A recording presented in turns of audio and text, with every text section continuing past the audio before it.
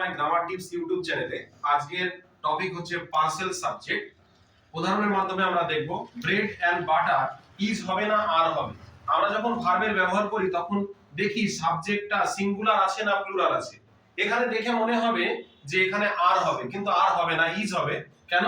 Bread and butter দুটো নাউনকে যুক্ত করা হয়েছে এন্ড দ্বারা, কিন্তু একটাই খাদ্য বোঝাচ্ছে, একটাই খাদ্য আইটেম বোঝাচ্ছে। সেই ক্ষেত্রে এটাকে সিঙ্গুলার ধরে নেব, তার জন্য এখানে কি হবে? ইজ ব্যবহার হবে। এই ক্ষেত্রেও তাই হবে। স্লো এন্ড স্টেডি দুটো ওয়ার্ডকে এন্ড দিয়ে দ্বারা যুক্ত হয়েছে বলেই যে প্লুরাল হবে তা নয়। এখানে একটাই ধরে নেবে, এখানে স্লো এন্ড স্টেডি এটা একটা গতি বোঝাচ্ছে, সেই কারণে সিঙ্গুলার হওয়ার জন্য এখানে উইন্স হবে। আশা করি তাহলে বুঝতে পেরেছো টপিকটি।